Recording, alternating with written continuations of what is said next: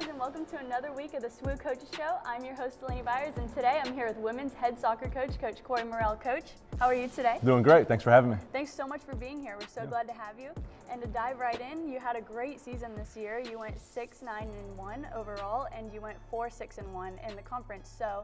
And you also made it to the conference tournament before the quarterfinals before falling to Mount Olive 3-1. But how did it feel to take your team into the conference tournament this year? Yeah, it was exciting. We had a good year. It was up and down a little bit. You know, we had some good games and then some not so good. But it was a good way to finish making it into the conference tournament. And yeah, it was a tough battle against Mount Olive, but they went undefeated all year and ended up winning the regular season and the conference tournament. So they were a worthy opponent for sure. That's for sure.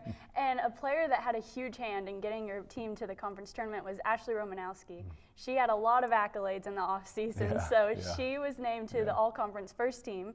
She was named Conference Offensive Player of the Year, and she was named NCAA Division II to the first region All-Team.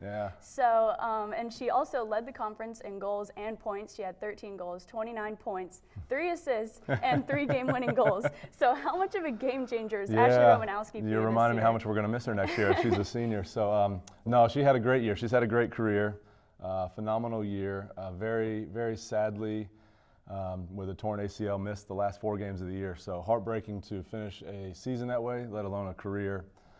So that was hard, and that was very emotional as well. But very thankful that the other coaches in the conference recognized her talents and what she'd kind of accomplished on the field, and were able to recognize her with the Offensive Player of the Year, and now making all-region first team as well. So really proud of her and happy for her. We're going to miss her a ton.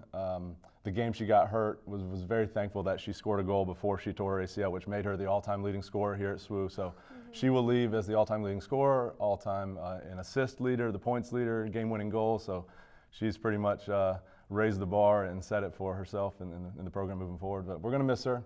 But proud of what she's done. So, that's awesome. Yeah. It's always great to have a player like that on your team. But you also have a very young team other than Ashley. And moving into some of your younger players and how they did this season, Haley Hernandez, a freshman, had 2 goals and 2 assists. Brianna Pickens had 3 goals. Joy Napes had 3 goals and 3 assists. And Michaela Atch had 2 goals. And Jen Golio had 129 saves.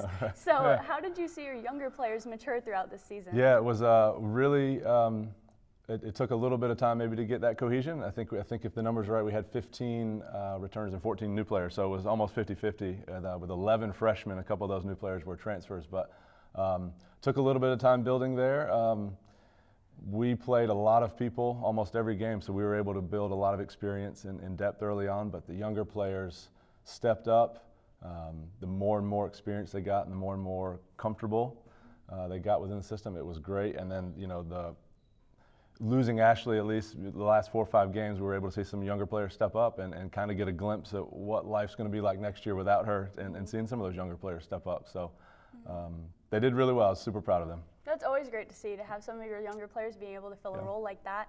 And you said you will miss Ashley this next season, so you also have 5 seniors that you are losing this season. So how do you think your team is going to look without these 5 seniors?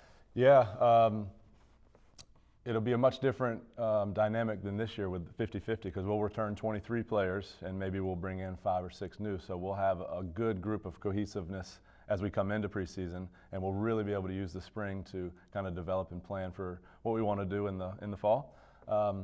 But I think we've grown a lot this year. We've seen a lot of leadership skills starting to come out for some of the younger players as well. So I think as we head into the spring, with having 23 returners and that good base returning, we'll be able to really build for the fall and get back after it.